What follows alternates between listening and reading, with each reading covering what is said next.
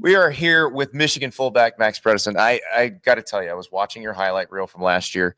About 3 minutes and 12 seconds in, something happened that almost made me throw up. You caught a pass. The rest of it is just you smashing people. It's incredible. How do you what's more gratifying to you? Grinding someone's bones into the dirt, or being a reception guy?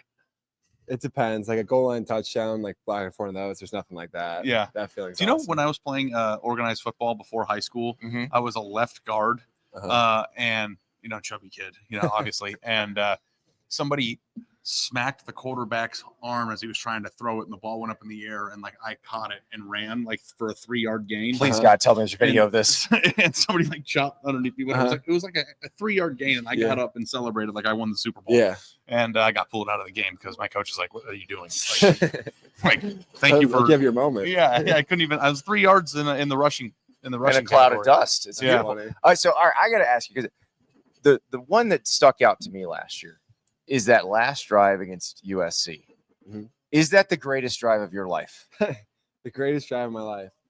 I think it was there's something about running a 2-minute drill, but running the ball only. Exactly. I don't think I've ever seen that. At what point in that drive? And I realized you had the very long run. Yeah. But at what point are you like, are we gonna do it like this? When we hit the long run, I was like, all right, I guess just keep running it. Fine. Because the long run is the one where you're in motion and you come across and you just smash the end guy in the line of scrimmage. Yeah. And that popped it open, obviously, as you popped open all the other ones on that drive as well. But what is that feeling like when you hit somebody, when you have a full head of steam and that person also has a full head of steam? It's honestly the best feeling in the world, because it's you see who's going to stop first. Like, you can see it. Everyone, the first couple steps are fast, and if they turn it down at the last second. Because that particular one, that long run in the USC drive, like, you didn't knock him over. No, that was a real collision. Yes, yeah. But we both goes backward. Yeah. So that's, I think, what's interesting is that you are kind of like the personification of Michigan football to me. Appreciate that. Which is just a tough, grind it out, grit versus grit, you're going to win type of thing. But also Michigan's program identifier and how it seems to be evolving. Obviously, there's been a coaching change. We're going into 2 years of the Sharon Moore era, and we don't know what Michigan is going to be this year. You do. Yeah. But is Michigan football going to be a team that runs it in a 2-minute drill again, or are they going to be a team that, in practice, do you get a sense that things have changed at all, or are you guys just going to do what you do best? Yeah, we're going to do what we do best, but there's always going to be Michigan football. With the block M comes the physicality, comes the running the ball. So those will always be a thing. But at the end of the day, whatever's on the call sheet that we do best, we're going to call that. So basically, it was a Bryce Underwood. Well, yeah, but I thought it was interesting because you did kind of salvage the year by doing what you did best last year. But now it feels like you kind of open things up while still, you know what you can do on the ground. Yeah.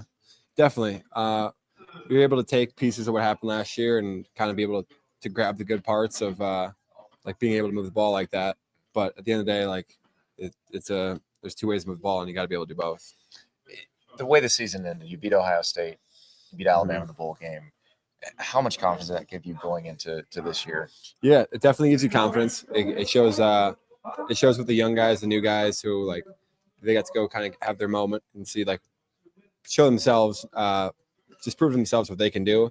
But you have to be smart with that, because you can't just take it and say everything's fine now. You have to remember what happened last year, but there is things to take, and we're going to use it the best way we can. Yeah. So what's Bryce been like in practice, though? Everybody's excited. Yeah. We're excited. I'm sure you're excited. Talk of the town. It seems like that. Maybe it's annoying. I don't know. But is it exciting for you guys? And do you see some flashes of some great things there? Yeah, definitely. There's a lot of flashes. There's some throws you see. They're that's pretty impressive. As a former high school QB, I wish I could have made a couple of those. But, there's some very exciting things you see him do. And he looks the part and throws the ball the same way. Let's go back to the high school QB part, because when do you have to come to grips with, okay, that's not my forever position? My senior year, I knew I was kind of gonna play something else. Yeah. It's honestly kind of like full circle moment that like my friends and I always joked like I should play fullback. Looking at it now, it's kind of wild. It all Because you turned had out that way. attitude, right? Yeah. That was always your attitude as a How quarterback. many high school quarterbacks are grinded out fullbacks now? That's not the usual position change. No, You see some that's- quarterback to linebacker, some Yeah. safety. I don't see the fullback very receivers, often. yeah. I think that's kind of a rare one, but I'm glad it went the way it did. Well, and that's the thing. I mean, the fullback barely exists. Most Yeah. the service academies have them, obviously, but Mhm. and you are like, if we classified you, really, we'd call you a tight end for the most Yeah. part because you're lining up and Up everywhere. you're in motion. But when you are on the goal line, Mhm. you're a straight up fullback. Oh yeah. With 3-point stance Mhm. behind the quarterback, what's that look like? What's it look like? Because there's like 7 offensive line. Like Yeah, you know, it's a big wall in front of you. yeah.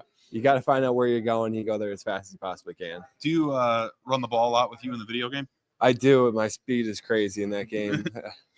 Well, at least Michigan has a dive, like a real fullback dive play installed, right? Oh yeah. Yeah. I mean, most Max is running that. Play most on of the first teams and don't 10 have right that out in of the book. touchback. Opener. Yeah, it's your first play. Opener. It's your first play. 31 last play. dive. What is that? That's the perfect way to start a drive is like a 7-yard gain up the middle, and the best way to cap the drive is a 1-yard run up the middle. Bro, Yeah. I'm just spamming dive until. If it ain't broke, don't fix it. Oh yeah. No, I'm hurry up dive guy. Actually, again, the USC drive, perfect 2-minute drill. Yeah. So Yeah. The one thing that impressed me the most, Max, last year about what you guys did against Ohio State, what you guys did against Alabama was things did not go Michigan's way coming off a national title for chunks of last year. I think that's a fair statement. But the culture is what we've heard over and over and over again about what's made Michigan so great. When you have a coaching change and somebody moving on from Jim Harbaugh is not an easy thing for most programs. Do you think Sharon Moore has, having been a part of that national championship run in a very critical way, is Michigan's culture, does it feel the same? Does it feel like it's healthy and that's still the cornerstone of what makes you guys do what you do? Mm-hmm. Yes, that's like the blueprint of Michigan football is the culture, and culture is a thing everywhere. But that's what we take a lot of pride in, and it's kind of what the day in and day out looks like because everybody can turn it on game day, but can you have that same energy like in the third hour of a 3-hour banger on hot turf? Like that's where it's really that's what the culture is. Well, and how did you older guys and Coach Moore? Because it'd be one thing if just Coach Harbaugh left. Mhm. Lots of other coaches left. Your strength coach left. How did you guys keep it the same? Because that's what I remember watching that Ohio State game. I was with him when we were watching it, and I'm like, they look like the same people from last year, even though obviously things are different. Yeah. How did you keep that same mentality and mindset? Yeah. Coach Harbaugh is like one of the most special people in my life. Like love Coach Harbaugh. Like all the coaches there, like those guys, like a call away. Those are some of the closest people I've ever met in my life. Same time, Coach Harbaugh and I have never taken a snap together. So it's whoever's on the field with us. Those are 11 guys that you have to play with. How do you tell guys who are freshmen now, sophomores now, who when you're done, are going to have to be the ones doing this? Mm-hmm. Do you actually have conversations about how they carry it on? It's my favorite part. It's one of the most fun things I've done in my time here at Michigan is being able to like take what Michigan football is all about and just try and pass it on and like force feed Michigan football and like what it's about. Like this is how we do it. And at the same time, not overstep, not be like this is my way or this is how we did it. Like there's going to be different ways to do things. Like you have to. Do young guys come in and be like, oh yeah, whatever? Yeah, that's like nature of like that's how it is anywhere. Like if you came from a high school being the best football player there, but like it's how everyone was at some point in their career. I mean, I was the same way. Like I thought I had it figured out when I was in high school, but at the same time, you just kind of slowly buy in more. Who was it for you? What other players taught you how to be a leader? Yeah, so I was a young coming as a freshman, and like wasn't a guy like I walked on. I wasn't expected to play, but like guys like Aiden Hutchinson and Josh Ross, like those guys are like cemented in my mind. Like people don't know obviously Aiden Hutchinson, like number 2 pick, everyone knows. Yeah. Nobody has a clue about like how much Josh Ross has done for Michigan football, like that type of leadership. Then the Blake Corums, Mike Sanders, still Ronnie Bell, like just watching them, and it may not be them like pulling me aside, talking to me, but like when you see what it's supposed to look like, you know it right away. And then watching them be successful, a lot of those guys are NFL dudes, right? Exactly. Yeah. You see the way they come back in practice, like when they step on the field to like run routes with someone new, and you're like, you can tell, like just not even the skill, just the practice habit.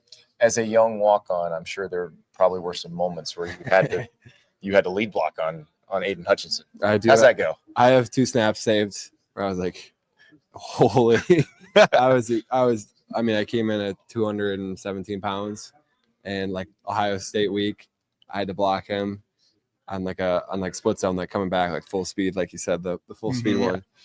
And like when you talk about a guy who's not slowing down those second 2 steps. He's like, I don't know what the tempo is. Oh yeah, awesome. It's kind of crazy to think that like there are people, and not just in this position, but like there are walk-ons who are like, yeah, just go block the first round defensive end. I wouldn't know anything about that, Ari. He was awesome. A walk-on too, and he had to go block. I was a 240-pound offensive lineman walk-on at Florida, so same deal. There's Javon Curse. Go hit him. Yeah. But he's the podcaster now because he's not as good as that's exactly why I'm a podcaster. So. No, it's like that. It's a real thing. Yeah. Oh, that's the thing. When you mentioned Aiden, and I was thinking, okay, doing the math, like, oh, he was on scout team with Aiden. Mm-hmm. That's gonna be. Yep. There were some moments you questioned your life choices. Yeah, definitely. So, could you imagine being a walk-on offensive lineman at Georgia during their heyday of like defensive tackles? No. Like, why do they even? I actually sat next to one of their walk-on linemen on a plane out to one of those national title games, who was not on the travel squad, and it tells you how different the world is now. Like, I never would have made any of these teams now. This guy was like 6'6", 310. And I'm sure Jordan Davis like threw him everywhere. I threw him like a ragdoll. Honestly, have covered a lot of high stakes like playoff games, and you hear reporters ask players like, "So who's going to be so and so? Which walk on is going to play that guy in practice?" And like I think to myself, and I just don't get like how they even what's the point of doing that? Like those people do things that. Well, sometimes they make bad choices, Ari, because I had to play Alan Faneca. That's what I'm saying. Like, for an entire week of practice, and he's in the Hall of Fame. The best defensive and that was a bad idea for them. Aiden Hutchinson. Of the past 5 years, and which walk-on has to go try to beat him in practice? But that's the thing. Like, you survive that. You realize you can play. You realize that hey, I belong here. When did you realize I belong? I'm going to be able to do this. That first camp was hard. Like at that moment it was like, wow, this is a different type of football. But that spring ball, because throughout the season I got reps. Like Michigan does a great job of giving the young guys reps. Yeah. Kind of building it over time. And that spring ball, I was like, all right, like I know it now. And that spring ball, I was able to like go like kind of prove my name, go prove that I was willing to do it. And the thing is that there's not a lot of guys like you who are willing to do pure dirty work. But it seems like you take pride in it. Of course. I love doing it. What is your favorite block ever? Like a certain play? Not a certain kind of play, just the result, like the moment. What happened the moment? There's nothing like the Rose Bowl block. That was all time. that feeling was like insane. Take us through that. 13 personnel, Michigan football. Motion to left, like 1-2. Saw the edge. It was a safety fit in the edge, and I remember just because like off of defensive structure, I was like, all right, there's a lot of space here. Yeah. Because if there's like a safety fit in the edge, like it was Caleb Downs, so like he's fitting the edge. Like it's not like a wasn't like Dallas Turner fitting on the just because of the structure. I was like, all right, there's space here, guys. And all of a sudden I see I'm starting to run, like he's running upfield and pushing, and I see like Carson Barnhart's like on the linebacker. I'm like, oh, like we're out. And here comes Blake. I'm like, keep going. Cornelius Johnson is training to like finish, like, and Blake jumps over somebody. We're in the end zone. I'm like looking up, like, oh, whoa. A little walk on from Wisconsin. That was awesome. Can you imagine? Like, if you went back to your 12-year-old, 13-year-old self and described that moment, would you even believe it was possible? So you're damn right. That's awesome. That is awesome. Well, Max, I can't thank you enough. That was incredible. Appreciate you being can't here, wait man. to see you. Yeah, Smash some more people. We'll do. Stop catching passes. All right, I'm on it.